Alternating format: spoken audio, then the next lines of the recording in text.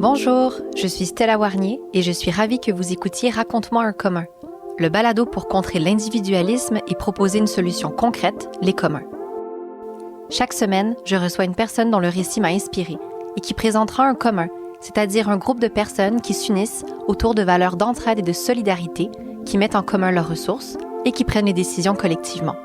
Parce qu'un monde meilleur, ça existe déjà.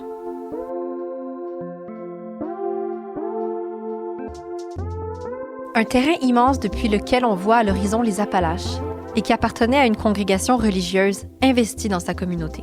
Des bâtiments historiques magnifiques, dont un où vivent encore des sœurs.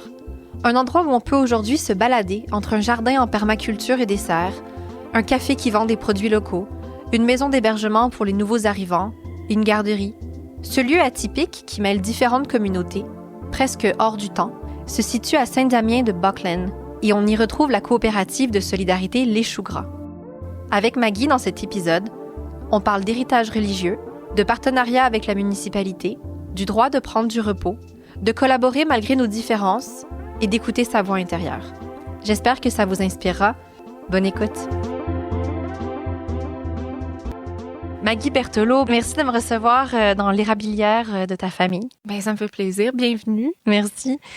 Tu es étudiante à la maîtrise en anthropologie et tu connais bien les communs d'un point de vue déjà académique. On s'est d'ailleurs rencontrés l'année dernière à l'ACFAS lors d'une journée de conférence sur les communs.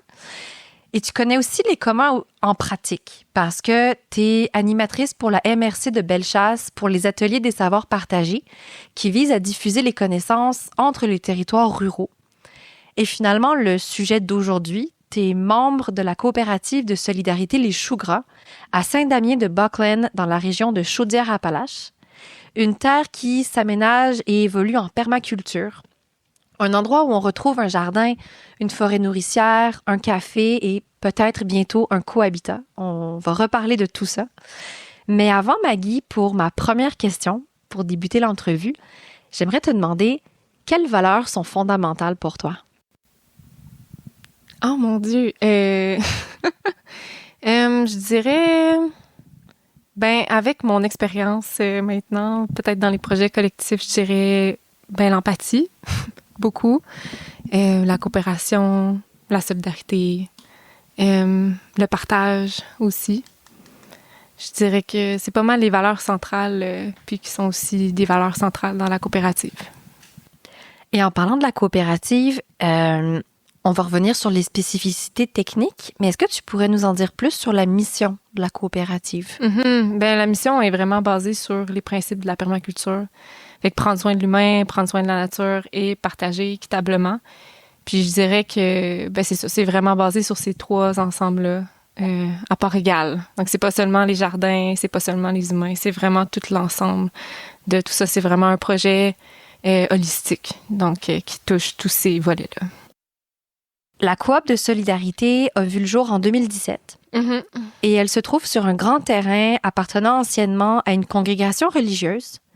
Ouais. Et la relation avec les sœurs, qui habitent d'ailleurs encore un des bâtiments, est très spéciale et est au cœur de l'histoire de la coopérative. Est-ce que tu peux nous en parler un petit peu plus? Oui, tellement.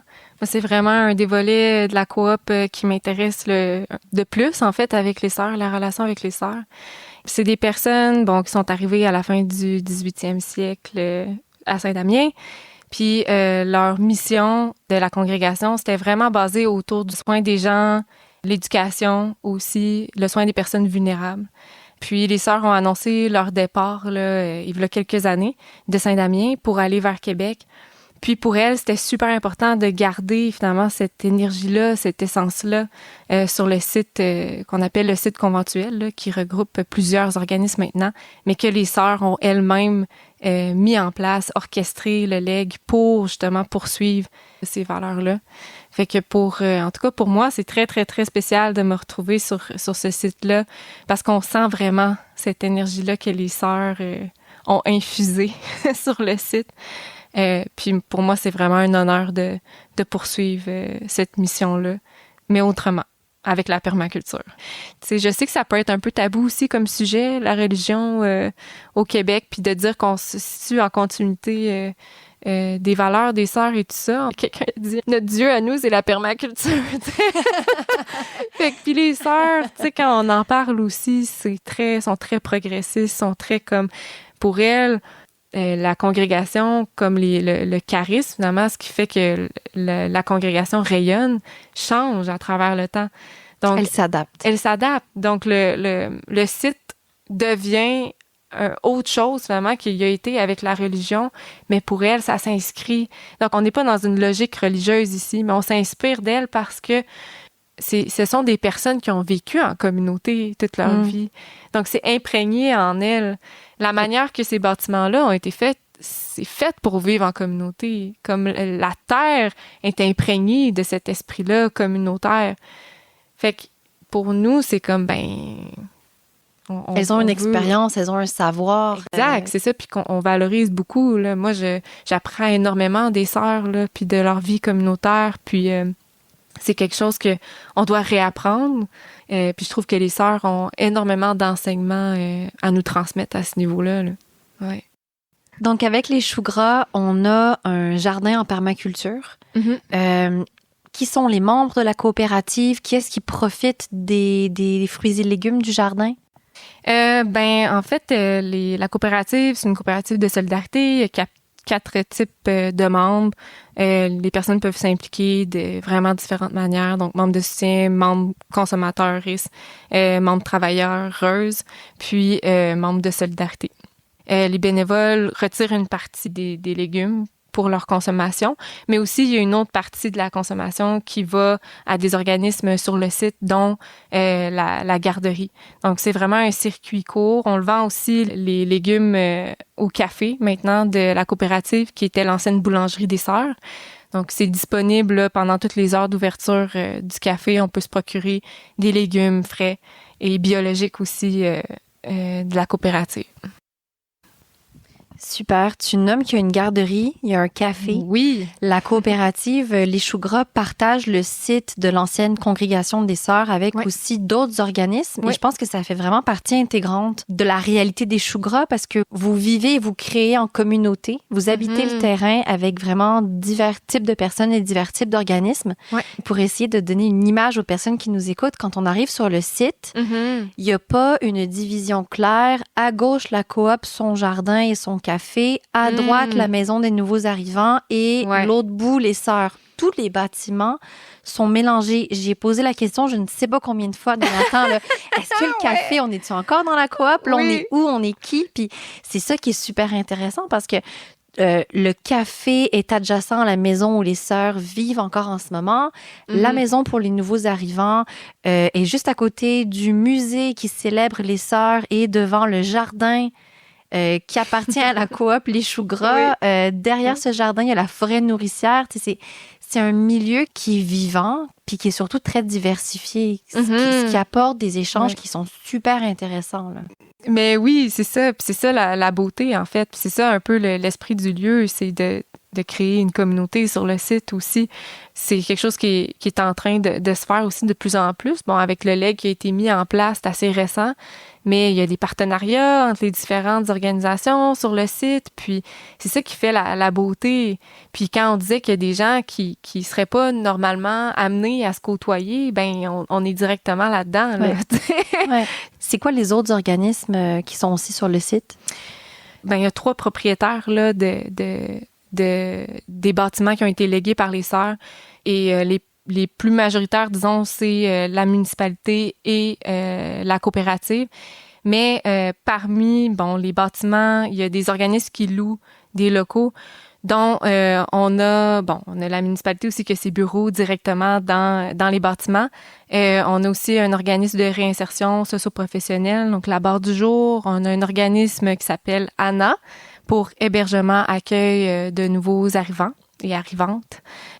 Il y a aussi, la garderie, il y a le café, il y a maintenant un CHSLD, mais qui va laisser place aussi à une résidence pour personnes âgées.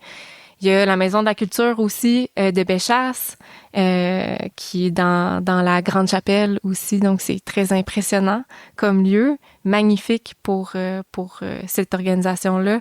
Puis, il y a le cercle des fermières aussi, qui sont là maintenant aussi sur le site. Donc, on est vraiment chanceuse d'avoir tous ces organismes-là. Donc, c'est vraiment tout récent que la congrégation a fait ce legs 2023-2024. Et ce qui est particulier, c'est qu'il y a une partie du legs du terrain qui a été faite, si je me trompe pas, à la coopérative, donc les choux gras.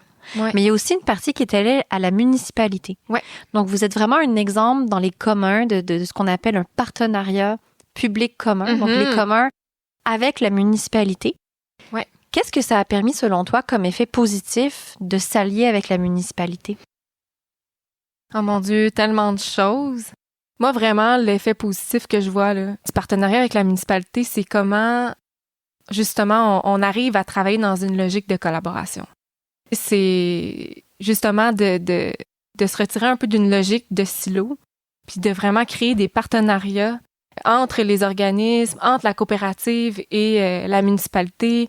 Moi, je trouve en fait que c'est vraiment comme innovateur, puis c'est exceptionnel d'avoir une municipalité qui est ouverte à ça. Ça change beaucoup, justement. En fait, c'est inspiré des sœurs, beaucoup. Tu sais, toute la collaboration, Donc, pour moi, c'est vraiment ça le plus positif de ce partenariat-là. Oui, il y a beaucoup de personnes dans le milieu des communs qui œuvrent pour plus de partenariats entre les communs et les municipalités en disant ça peut permettre de pérenniser les initiatives, ça peut permettre de recevoir parfois du soutien financier, juridique, administratif. Mais c'est vrai qu'on le voit peu. J'imagine déjà parce qu'il y a peu de communs qui souhaitent aller vers les municipalités, puis il y a peut-être peu de municipalités qui sont réceptives face à ce type de projet-là. Ouais. Mais dans votre cas, ça semble fonctionner dans le fond. Les deux parties sont vraiment impliquées. Oui, oui, exactement. Puis c'est comme c'est les sœurs aussi qui ont décidé de léguer aux deux organisations qui partagent le même site, les mêmes bâtiments, qui sont regroupés par un syndicat de copropriété. Donc c'est ça, ça a comme été un partenariat aussi qu'il a fallu créer entre ces deux entités-là. Mais aussi, la coopérative est là depuis 2017. Fait qu'ils se côtoient quand même, la municipalité puis la coopérative, depuis toutes ces années-là. Donc, il y a plein de partenariats qui ont été faits au cours des années aussi, qui ont créé cette relation-là, puis qui s'est, en quelque sorte, consolidée, tu sais, avec l'arrivée du legs. Mais c'est pas nouveau là, ça s'inscrit dans une histoire quand même, un temps long, une histoire longue. Puis finalement, ils se rendent compte qu'ils ont la même mission aussi là, les choux gras puis la municipalité, c'est de dynamiser le village, d'amener des gens aussi à vivre à Saint-Damien, puis à faire rayonner la région de Bellechasse aussi plus généralement. Fait ils ont pas les mêmes stratégies nécessairement d'y arriver, mais ils sont connectés par cette vision-là qui est la même, finalement. J'aimerais ça revenir à toi pour une petite question plus personnelle. Ouais. Est-ce que tu peux me dire ce que ça signifie, les communs, pour toi? Les communs, pour moi? C'est vraiment une bonne question. Pour moi, les communs, c'est une manière de se transformer comme personne. Moi, ce que je peux dire par rapport à mon expérience avec la coopérative, ça m'a donné une autre manière de voir le monde. Puis on n'est pas né ici en Occident. En fait, pour la majorité des gens, il y a probablement beaucoup de personnes qui ont vécu dans des environnements où la collaboration était de mise et nécessaire. Mais pour ma part, moi, je suis pas née nécessairement dans une culture où j'avais ces valeurs-là d'emblée. Donc, ça a été un apprentissage pour moi de savoir comment résoudre des conflits, comment bien communiquer, comment se gouverner aussi, comment créer des projets collectifs. D'être dans cette approche des communs, ça m'a vraiment transformé en fait. Ouais, d'apprendre à être une personne qui fait partie d'un collectif, d'un commun, de se relier à une mission, de faire confiance, puis de faire confiance au processus aussi. Des fois, les résultats arrivent pas super vite, mais c'est ça, il y a comme une confiance puis un laisser-aller. Puis pour moi, ça me fait vraiment grandir comme personne, là.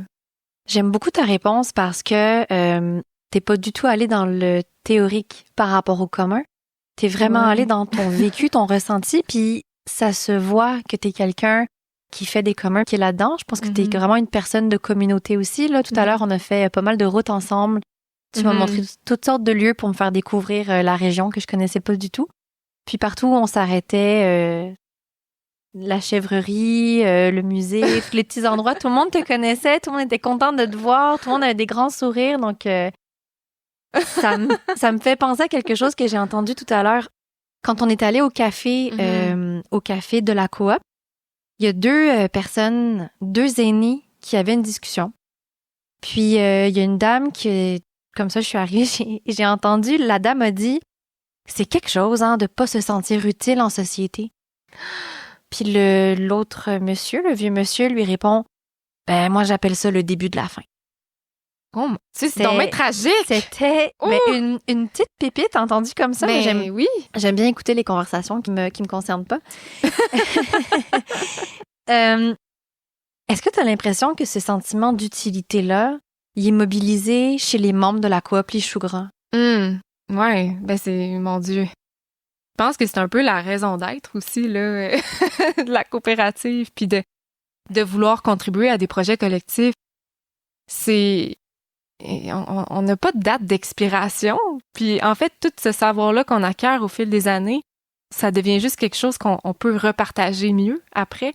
Puis je trouve que dans les projets collectifs comme la coopérative, t'es pas assigné à un poste pour toute ta vie au final. Tu sais, tu peux être valorisé de différentes manières au fil de ta vie selon toutes les étapes de ta vie. Tu peux choisir de faire un métier, tu sais, ou de, par exemple, travailler au café ou travailler dans les jardins ou travailler en administration. Tu sais, tu peux. Il y a tellement de moyens créatifs aussi. Tu peux créer des projets à travers la coopérative. Fait que ce sentiment-là, puis je trouve ça tellement triste de réduire son existence à l'utilité. Parce qu'au final, on est là pour être, pour vivre, là. Puis je trouve que c'est ça que la coopérative amène, même s'il y a une grosse charge aussi, puis il y a beaucoup de stress, puis il y a plein de sacrifices aussi là à faire quand on est impliqué dans des projets comme ça. Mais je trouve qu'à long terme, tu sais, c'est ça la beauté de la communauté autour des Choux Gras, c'est que c'est pas juste on n'est pas juste des personnes qui se ressemblent, puis on n'est pas juste une gang d'amis, puis on n'est pas juste des personnes qui partagent la même famille. On est des personnes on est liés à une mission. Fait que peu importe l'âge, peu importe la culture, peu importe d'où on vient, ben c'est ça la beauté de la coopérative, là. Tu dis, on n'est pas toutes des personnes qui se ressemblent. Puis je fais un lien avec ce que tu m'as dit tantôt quand on se baladait dans le jardin. Tu me dis, on est vraiment une communauté. Qu'est-ce que tu entends par là?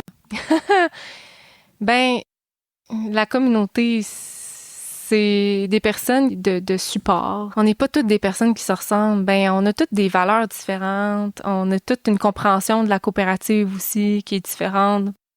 On a toutes des manières aussi d'habiter la région qui sont différentes, mais on peut toutes se retrouver au café puis se parler. Prendre un café ensemble, se retrouver dans le même espace, participer à des fêtes aussi, sur le site conventuel, être ensemble, puis de créer des liens. Puis pour moi, ben c'est vraiment ça, la communauté. Puis je sais, c'est quelque chose qu'il faut prendre soin. Une communauté, c'est un rôle qu'on occupe. Puis bon, après, la vie fait son cours aussi. Là, on peut pas toujours être présent. Il y a plein de choses qui se passent, qui arrivent, qui fait que notre rôle évolue au fil du temps. Mais de savoir que tu as une communauté de support, puis que s'il arrive quelque chose, ben ces gens-là sont là.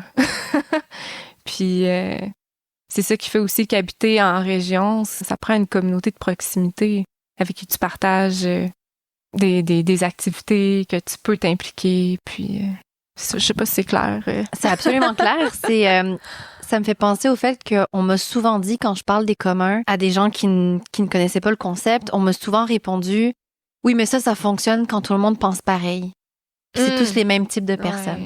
Ouais. Là, ce que tu décris, c'est pas du tout ça. Tu décris vraiment une variété dans les milieux dont proviennent les gens, les différences d'âge, les différences d'origine. Ce que tu décris, en fait, c'est que malgré tout ça, il y a quelque chose qui vous rassemble. C'est quoi cette chose-là? Qu'est-ce qui, selon toi, vous lie à la coop? Ben, je pense qu'il y a plusieurs motivations. En fait, il y a plusieurs intentions avec la coop, puis c'est ça qui fait que, ben, on est plus que 200 membres. Puis, tu sais, de se dire, qu'est-ce qui nous lie. Il y en a qui viennent pour des activités ponctuelles. Il y en a qui viennent parce que c'est vraiment ce qu'il y avait besoin fondamentalement dans leur vie de trouver des gens qui leur ressemblent. Parce que oui, on n'est pas tous pareils parmi les 200 membres, là, mais il y a quand même des gens qui ont les mêmes valeurs puis qui cherchent un sens à leur vie. Tu me racontais tout à l'heure un peu un exemple de la manière dont les conflits peuvent être gérés au sein d'une coopérative où on a quand même, comme tu le disais, 200 membres. Ouais. Et j'ai trouvé que c'était un bel exemple du fait d'écouter ceux qui sont en désaccord. Donc là, c'était la question du legs du terrain par les sœurs qui proposaient à la coop de le reprendre. Toi, tu avais beaucoup travaillé là-dessus. Ouais. Et finalement, il y a des personnes qui, sans peut-être comprendre les implications du legs, se sont inquiétées des conséquences potentielles de l'accepter. Oui. Ben oui, ça, c'est super intéressant comme situation parce que ça montre, en fait, le différent degré d'engagement qu'on peut avoir comme membre dans la coopérative. Puis, je parle pas de comment on est attaché à la coopérative, mais vraiment le temps qu'on passe à orchestrer tout ça, tu sais. Pour le legs, c'était énormément d'heures de travail. Beaucoup de personnes qui se sont impliquées, qui ont été comme agents de projet, tu sais, agents de développement finalement pour ça. C'était des postes à temps plein là, de gérer ce legs. Beaucoup de négociations, beaucoup de rencontres entre les différentes instances, la municipalité, les sœurs, les organismes, des avocats, bon, tout ça. Ça prend beaucoup de temps, en fait, de se familiariser avec cette complexité-là. Puis je pense que ce qui s'est passé quand on a eu l'AGA, l'Assemblée générale annuelle, pour finalement proposer le legs, parce qu'il fallait que ce soit accepté, ben là, on s'est comme heurté finalement à des personnes qui étaient inquiètes pour l'avenir de la coopérative en acceptant un legs de cette ampleur-là. Donc oui, c'est ça. Il y a des personnes qui ont soulevé des inquiétudes. Puis, ben, ces inquiétudes-là ont été prises en compte par les personnes qui organisaient l'Assemblée générale, c'est-à-dire les membres du CA, puis, bon, les membres de travail aussi de la coop. Puis, un comité qui a été créé, justement, pour répondre aux questions, pour vraiment donner plus d'informations aux personnes qui avaient besoin de plus d'informations pour prendre une décision éclairée. Fait que ça a été super intéressant comme situation. Je trouve que c'est vraiment un bel exemple de gérer les conflits dans une coopérative où il y a autant de membres parce que ça arrive souvent, en fait, des situations où des gens travaillent tellement sur un sujet qu'ils en deviennent experts et d'autres membres qui n'ont pas les mêmes niveaux de connaissance et de compréhension peuvent se retrouver méfiants. Ouais. Et c'est sûr que des fois, on a un côté de nous, en tout cas, là, je parle évidemment en mon nom ici, mais il y a un côté de nous, parfois, qui peut se dire, ben là, ils auraient pu faire leur devoir, ils auraient pu mieux lire les infolettes qu'on envoyait ou je ne sais quoi, ou les courriels. Mais on se heurte finalement à la réalité de la chose qui est que les gens ont divers niveaux de ressources, de temps qu'ils sont prêts à mettre dans la coopérative, de temps à comprendre, à investir.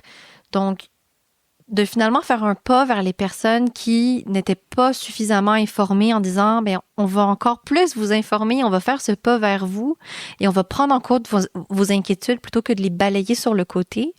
Pour moi, ça rentre vraiment dans une vision de commun, là, où on inclut les autres parce qu'on prend soin des membres qui sont finalement notre communauté, comme tu disais tantôt, là. Oui, puis c'est ça, le legs, ça a été un legs de bâtiment, mais ça a été aussi un legs financier, là, de la part des sœurs, parce que c'était une des conditions, finalement, de la coopérative d'accepter le legs. On n'est pas dans un contexte de Montréal où tout le monde veut s'approprier un ancien couvent, par exemple, parce qu'ils peuvent, je sais pas, en faire des condos de luxe, là, tu sais. On est dans un milieu rural, là. Même les sœurs le disent, on vous laisse pas un fardeau, là, mais tu sais, on vous laisse... Une responsabilité. Oui, c'est ça, une grande responsabilité avec ce legs-là. Il y a beaucoup de réparations, c'est énorme, la charge, elles le savent. Puis, donc, c'est pour ça que la coopérative, son principal, tu sais... comment je pourrais dire, sa préoccupation principale, c'était vraiment d'assurer la viabilité de la coopérative, donc de ne pas se mettre dans un risque financier en acceptant le legs. Fait que ça a été vraiment une condition là, de la pérennité. Il y a déjà beaucoup de choses qui se passent sur ce terrain-là, mais il y a encore un autre projet qui est vraiment pas confirmé, là, je le dis pour être super clair dans mon micro, mais c'est possible qu'en 2027, le bâtiment restant qui est actuellement occupé par les sœurs, si celle-ci déménage, soit également légué et devienne un projet de cohabitat. C'est quelque chose sur lequel tu as travaillé activement. Est-ce que tu veux nous donner un petit peu les grandes lignes de ce projet-là? Oui, ben en fait, moi, c'est pas mal mon implication principale au sein de la coopérative en ce moment. Ce qui est important de savoir, c'est ça, c'est qu'on a toutes fait la démarche du cohabitat avec beaucoup de membres de la coopérative pour générer une vision puis un projet, finalement, qu'on veut faire. Après, bon, on a tout évalué les mises aux normes avec une firme d'architecture et tout. Mais comme tu as dit, en fait, les sœurs, ça se peut qu'elles reprennent le bâtiment pour assurer une présence sur le site. Mais c'est sûr qu'un projet de cohabitat, ça s'inscrit directement là, dans les visées de la coopérative, tu sais, d'être un lieu de vie, autant de prendre soin de la nature, prendre soin des humains, de créer une communauté aussi vraiment qui vit sur le terrain, même s'il y en a déjà plusieurs personnes qui vivent sur le site. Là, il y a déjà des organismes qui se dédient à ça. Mais oui, l'essence du cohabitat, c'est d'être en continuité avec la manière que les sœurs vivaient, mais autrement. Fait qu'on veut garder essentiellement des chambres, en fait, pour les gens, puis vraiment optimiser les espaces communs. Ce qu'on veut, c'est vraiment des espaces communs. On veut un peu Donc, on n'est pas là pour créer des unités de condo, chacun sa cuisine, non. Chacun son salon. Puis même s'il peut avoir des unités, tu sais, des fois, tu as besoin d'être dans ta bulle, c'est bien correct. Mais vraiment de favoriser, c'est ça, les espaces communs, les échanges, l'entraide, la communication, puis tout ça. Fait qu'on est vraiment dans cette approche-là. Et ce qui est super intéressant, c'est que tout à l'heure, on parlait de ANA, l'hébergement d'accueil pour les nouveaux arrivants-arrivantes. Donc, c'est des personnes qui viennent pour travailler au Québec. Oui. Je trouve que c'est un milieu extraordinaire, justement, pour comme te retrouver au café à parler avec des gens que t'aurais jamais parlé de ta vie, tu sais. Ouais. Fait que c'est super enrichissant, c'est super nourrissant. C'est ça, moi, j'ai habité aussi chez Anna pendant 6 mois. Puis, pour moi, ça m'a donné... de très bonnes bases en espagnol. Ah oui, entre autres! Oui, vraiment, bien sûr. Mais aussi, ça m'a surtout permis de voir que c'est possible d'habiter sur le site puis d'être bien. De vraiment y Tu l'as vivre. vraiment expérimenté. Oui, je l'ai. Puis je veux dire, bon, j'étais souvent partie à Québec là en toute transparence parce que je faisais ma maîtrise aussi en même temps. Mais à chaque fois que je revenais aussi, c'était vraiment l'esprit communauté aussi chez Anna qui était complètement différent. Moi, j'ai vécu dans des communautés intentionnelles aussi. Puis chez Anna, c'était une autre manière de vivre aussi qui était vraiment basée sur la communauté. J'ai énormément appris en vivant là. Puis c'est vraiment ça. J'ai vraiment pu voir tout le potentiel que le site a de justement de vivre là, puis d'entremêler des gens de différents horizons, de différents milieux, puis d'arriver à cohabiter tous ensemble. Oui, exactement, oui. C'est vraiment formidable. Mm-hmm. T'es à la fois quelqu'un qui s'implique sur le terrain, mais comme je l'ai dit tout à l'heure, t'es en train de rédiger ton mémoire de maîtrise. Comment est-ce que tu vis ces deux chapeaux-là en tant que personne qui est dans le milieu académique et personne qui est sur le terrain, mais qui s'intéresse dans les deux cas au commun? Mm-hmm. Est-ce que tu perçois des incohérences, des trucs qui fonctionnent bien, d'autres qui fonctionnent moins bien? Comment est-ce que tu vis ça? Ah, ça, c'est le fun de parler de ça aussi. Il y a beaucoup de tension parce que je vois tout ce qu'il y a à faire, mettons, à la coop, puis je me dis, mais c'est quoi le sens de ce que je fais? Des fois, c'est ça, d'être entre les deux, c'est comme être nulle part, des fois, tu sais. Tu appartiens nulle part. Tu sais, je peux pas dire que j'appartiens au monde académique, ni que j'appartiens au monde terrain, tu sais. Puis mais à la fois t'appartiens aux deux. Ben c'est ça. En même temps, ces deux choses-là font partie de ma vie. C'est super important pour moi. Puis je pense que les deux, en fait, c'est nécessaire. Tu sais, pour être pertinente dans ce qu'on fait dans le monde académique, faut avoir de l'expérience terrain. Puis, tu sais, je pense que pour moi, c'était comme indéniable. Là. Comme je voyais pas comment j'aurais pu faire une maîtrise sans être impliquée, engagée. Pour moi. Faire de la recherche, c'est une question de réciprocité aussi. Là. C'est pas là pour refaire les mécanismes d'extraction, puis tu sais, d'aller chercher des données, puis de m'en aller avec ça. Pour moi, il faut que ça serve à ma communauté, puis bon, j'essaie de trouver des manières créatives aussi pour, après mon mémoire, de faire quelque chose, tu sais, pour redonner à ma communauté. En même temps, le projet que je fais avec les sœurs, pour moi, c'est une manière aussi de redonner ça. Mais c'est ça, pour moi, c'était sûr là, que c'était de même que ça allait se passer, puis ça s'enrichit les deux. Puis des fois, je trouve que comme les communs, ça peut aider à nommer des choses aussi. Tu sais, on est un commun, c'est de la permaculture, on est en transition socio-écologique, c'est un milieu de vie. Nommer les communs, ben c'est s'inscrire aussi dans un mouvement, c'est s'inscrire dans quelque chose de politique aussi. Absolument. Puis, je trouve que ça, c'est une dimension qui est très importante de la recherche, mais que parfois, ça peut prendre le bord au profit des égos. Mais absolument, absolument. Puis je veux ajouter là-dessus parce que je veux pas te laisser toute seule donner tes opinions sur le sujet pendant que je te lance en pâture. Là. La démarche de mon balado, c'était de dire, mais à quoi ça sert de sans cesse théoriser sur les communs? Pour moi, c'était super important d'aller donner la parole à ceux qui en font et de les mettre en lumière. En quoi est-ce que le concept de commun me sert? Puis tu me diras ce que t'en penses, là.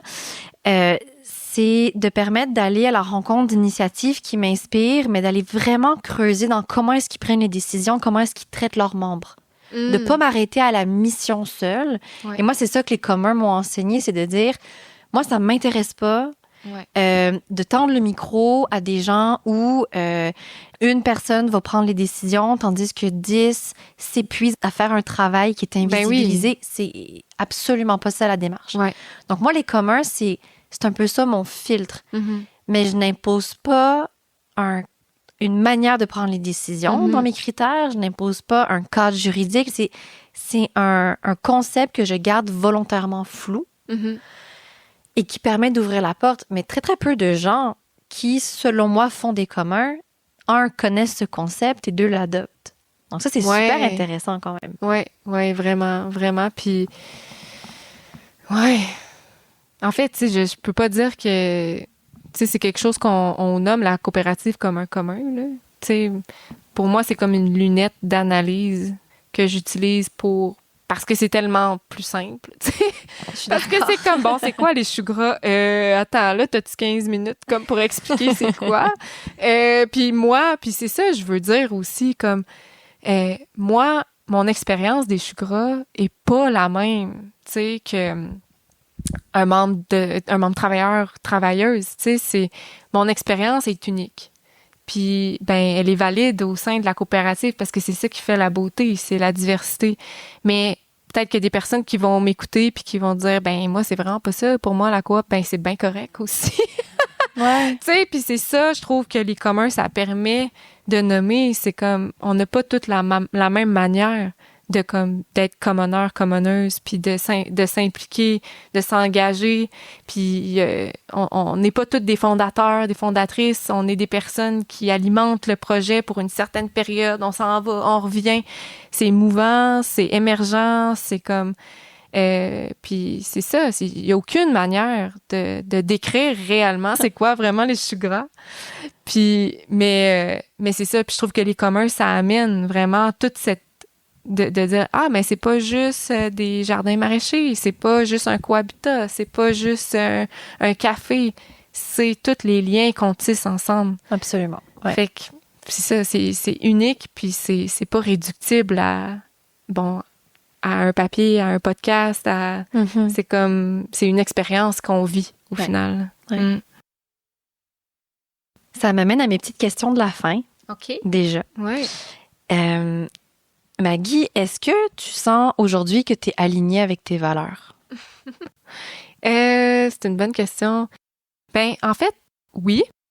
Mais moi, c'est sûr que là, j'ai pris une distance là, avec la coopérative parce que j'ai eu besoin d'écrire mon mémoire. Fait que ça me prenait cette distance-là vraiment pour être capable de... Et on a le droit de prendre du repos. On le disait tout à l'heure, c'est très correct. C'est ça. Puis ça a été vraiment un bel apprentissage aussi, ça. Je fais une petite parenthèse, mais de réaliser que c'est ça aussi un commun. Ce qui m'a vraiment marqué dans mes échanges aussi avec les gens, c'est comment des gens qui vivaient, par exemple, des détresses, ou tu sais, que c'est un lieu qui est toujours là. Tu sais, quand ta vie prend le bord, ou tu sais, quand tu vis des choses difficiles, ben la coop est là. Les gens sont là, c'est la même mission, c'est sécurisant, ça nous ancre vraiment, puis tu peux te donner la permission aussi de partir. Tu sais, des fois, on se sent tellement indispensable, on pense que ça repose comme sur nos épaules, puis dans plusieurs cas, c'est ça, tu sais. Mais je pense que pour beaucoup de personnes autour de moi on sentait qu'on avait besoin d'aller vivre autre chose, voyager, par exemple, puis de s'inspirer autrement, ça a été une belle réalisation de voir, ben, tu sais, ça continue, puis on peut revenir. Puis c'est ça qu'à un moment donné, moi aussi, il y avait un aîné qui me disait ça dans un éco-village. Il disait, la plus belle chose, c'est quand les gens reviennent.